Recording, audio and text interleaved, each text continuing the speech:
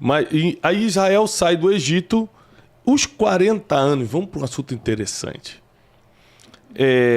Geograficamente falando, Israel, quando sai do Egito, o povo hebreu, quando sai do Egito, eles poderiam geograficamente chegar em poucos dias. Eu posso até ter a conta. Se fosse um grupo pequeno, 17 dias de caminhada. 17 dias se fosse um grupo pequeno. Pequeno. Como eu estou falando de um grupo de milhares de pessoas, alguns colocam milhões, a gente pode tratar sobre isso depois, a gente pode, pelo menos, aí dobrar ou triplicar isso aí, levando em consideração que tinha mulheres, crianças, animais. Então vamos colocar algo pouco mais de um mês. Então vamos botar 40 dias, porque me parece... Um número muito razoável para os 40 anos. Exatamente, me parece uma simbologia interessante. Até eu falo assim, 40 dias para espiar a terra, cada dia por um ano eu te dei. Só que, pessoal, eles não ficaram 40 dias, que era o que geograficamente levava. Eles levaram 40 anos. Ficaram literalmente andando em círculos ali na Península do Sinai. Durante 40 anos. Até morrer toda aquela galera. Exatamente. Vamos lá. Olá e seja bem-vindo ao nosso canal dedicado à fé cristã e ao desenvolvimento pessoal.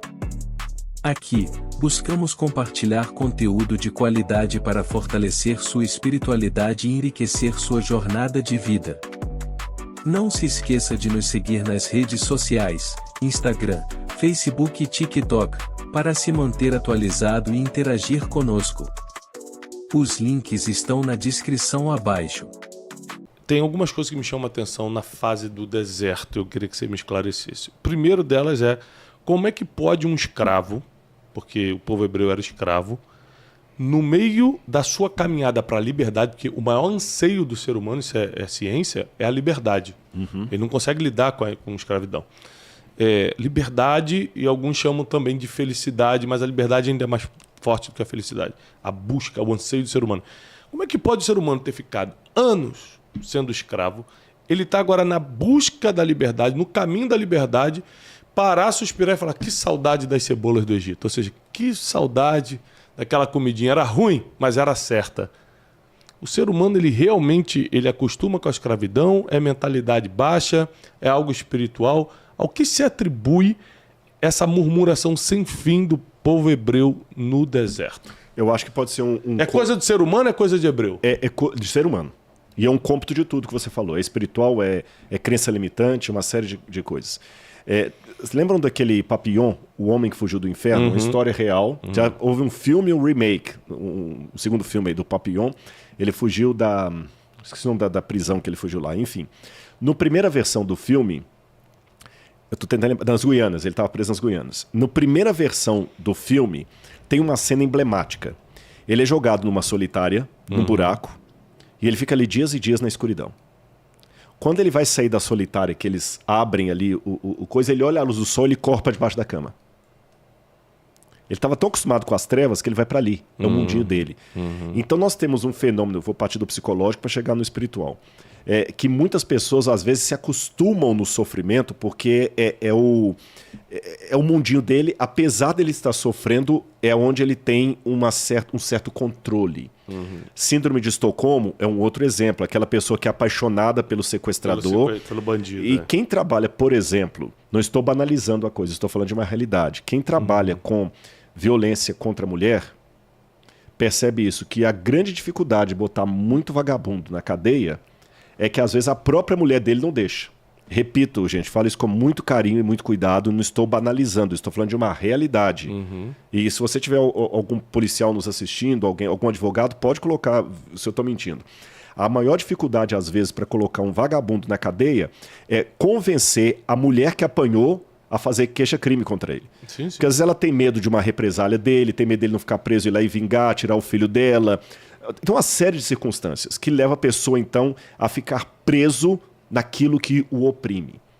Então, a primeira coisa que você tem que fazer para libertar uma pessoa não é cortar as algemas dele, é mostrar que ele pode andar sem aquelas algemas. Por isso que Deus não os levou direto para a Terra Prometida. Eles tinham que passar pelo deserto. Tinha que ter uma limpeza? Mesmo que fosse por pouco tempo, tinha que ter uma limpeza. E o deserto no Oriente Médio é símbolo de preparação para uma grande missão. pode olhar que todos os grandes homens e mulheres de Deus, quando foram chamados, passaram pelo deserto. Jesus passou pelo deserto, Moisés, você tem... Elias passou pelo deserto. No Apocalipse, quando fala do povo de Deus como uma mulher vestida de sol, ela passa 1260 dias no deserto para se preparar para entrar na Nova Jerusalém, no Apocalipse. Paulo, quando se converte, antes de começar a pregar, ele vai passar 3 anos lá no deserto da Arábia. Então, deserto é o lugar que você prepara. Então, Deus falou o seguinte, olha, para que vocês tenham cabeça de pessoas libertas, eu tenho que primeiro preparar vocês. O problema foi que eles reprovaram na preparação, no exame. Sabe aquele. O exame do BOP. O Ibope. Do BOP. Foi fazer o exame para entrar pro BOP. Ou aquele funcionário que você tinha uma carreira promissora para ele, mas ele já é reprovado no estágio. Não tem 3 meses que assina a carteira como... Esqueci o nome que dá. Experiência. É o que o Wesley está dizendo. Na experiência, você tem que demitir o sujeito. Então, esse foi o problema dele. Eles saíram do Egito, repito, mas o Egito não saiu. Então, a gente tem que vencer. E partindo para a realidade hoje, perguntar assim, eu estou pedindo a Deus a liberdade, mas eu quero o preço de ser livre. Aí que eu termino a minha resposta com essa informação importante. Ser muito livre também envolve em compromisso, responsabilidade e dádiva. Não, ser livre é mais difícil. É mais difícil. Porque você que vai ter que escolher, ninguém vai escolher por você. Você que vai ter que correr atrás da comida, ninguém vai botar comida para você. Ser livre só não apanha. O escravo apanha. Por que Deus perguntou ao cego, que queres que eu te faça? Pode parecer a pergunta mais imbecil, mais óbvia, que alguém fala. Você tá entendendo? Eu tô aqui, eu quero lavar o meu carro. Aí você chega lá, o que você quer? Um sanduíche. Quero que lave meu carro. Por que Jesus fez essa pergunta tão óbvia? O cego estava lá pedindo esmola. Todo mundo dava esmola para ele, tadinho, por causa da cegueira dele. Quer dinheiro ou quer a cura, né? Agora, no dia seguinte, ele estava enxergando, mas ele não tinha mais como pedir esmola. Ele tinha que agora arrumar o ganha-pão dele. Então, você não pode apenas almejar a liberdade. No deserto tinha maná, na terra prometida tinha que plantar e colher. Tinha que plantar e colher. Então eu estou preparando você. Daqui a pouquinho, igual andar de bicicleta. Agora está com rodinha, daqui a pouquinho vai ser sem rodinha. Autoescola. Eu estou aqui do seu lado, mas daqui a pouquinho eu vou sair, você vai dirigir o carro sozinho. Na Marginal Pinheiros. Essa questão de preferir a escravidão é impressionante. Primeiro você não tem que pensar, você não tem que correr atrás de nada. Tem até uma história real, né? Que o cara não estava mais aguentando a esposa dele e foi para a porta da delegacia. Tu soube dessa, Welly? Não. Soube não? O cara não estava mais aguentando a mulher dele. É que casamento, né, para alguns é complicado. Aí o cara não estava aguentando mais, foi para a porta da delegacia e começou a quebrar as viaturas.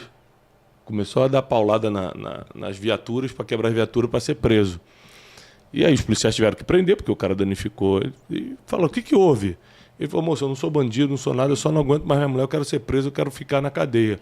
E aí passou por julgamento e deram 10 anos de prisão domiciliar pra ele.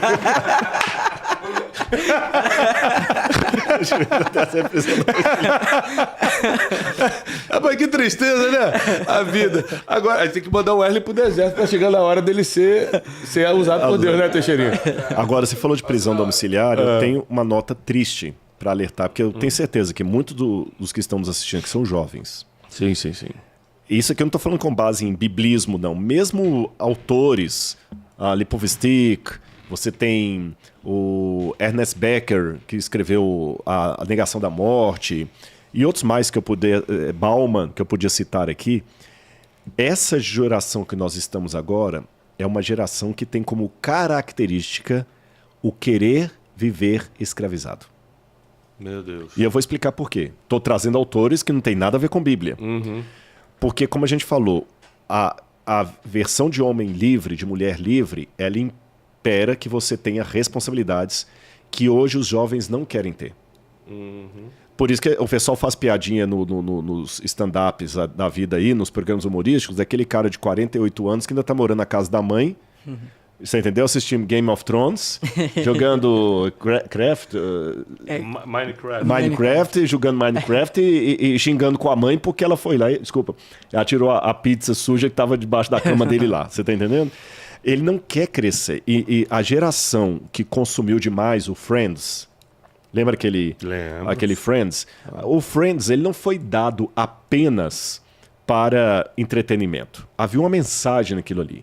E o Friends se tornou o Friends Big Bang Theory, 2 Homens e Meio, Two Men and Health. Esses folhetins americanos todos, eles mostram o emblema dessa geração. Pessoas solteironas que não constituíram família, que banalizam a família, porque hoje a ideia de família está sendo banalizada. Não, é ridículo, família, isso é modelo patriarcal, fanático, religioso, chauvinista, outros istas aí, fascista, machista, patriarcado. Estão banalizando porque constituir família é uma coisa que envolve trabalho, as pessoas não querem, preferem ficar como... Sacrifício, preferem ficar como solteirões, no apartamento, pegando uma menininha, outra ali, tal, nos 30, 40. É o egoísmo. Não abre mão do egoísmo. E por isso que muitos batem palma, por exemplo, para sistemas comunistas ou socialistas, sendo que ele nunca viveu num país de regime totalitário isso. Claro. Ele nunca viveu na União Soviética, ele não viveu em Cuba, ele não viveu na Albânia, na época do comunismo. Ele nunca viveu nesses lugares. Claro. Ele nunca viveu na China comunista. Aí ele fica, não, eu quero... Por quê? Porque é a mentalidade do escravo. Se eu tenho o Estado me garantindo o meu ganha-pão, tá tudo certo. tá tudo certo, que eu não preciso correr atrás do meu pão. É pouquinho, mas é seguro. E se a gente falar de outros tipos de escravidão, tem um livro recente da doutora Anna Campbell, se eu não me engano, Campbell, que chama-se Nação Dopamina. Nação Dopamina, é isso mesmo. É um livro que está bem forte agora. E ela fala justamente isso. É muito mais fácil encontrar... Campbell, né? Campbell, ou Campbell, alguma coisa assim. Vou pegar. Anna Campbell, alguma coisa assim. É muito mais fácil ser escravo de alguma coisa por causa do prazer, por causa da dopamina.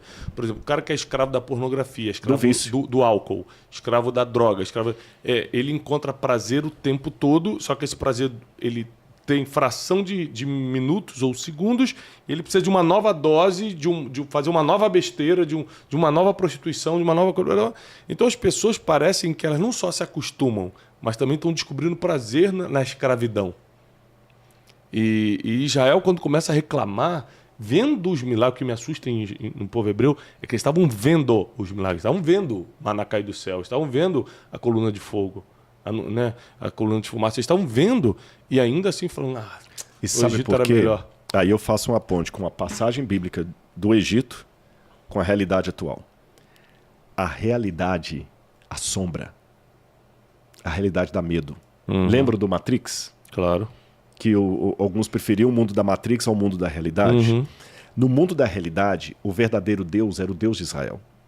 A realidade estava esfregando na cara deles assim: eu sou o verdadeiro Deus, eu que abri o mar vermelho, eu que trouxe o maná, mas eu exijo fidelidade. Trabalho. Eu não divido minha glória para outro. O Shabat, por exemplo, a guarda do sábado. A guarda do sábado não foi dada para um bando de vagabundos, não. Pelo contrário, 6 dias trabalharás.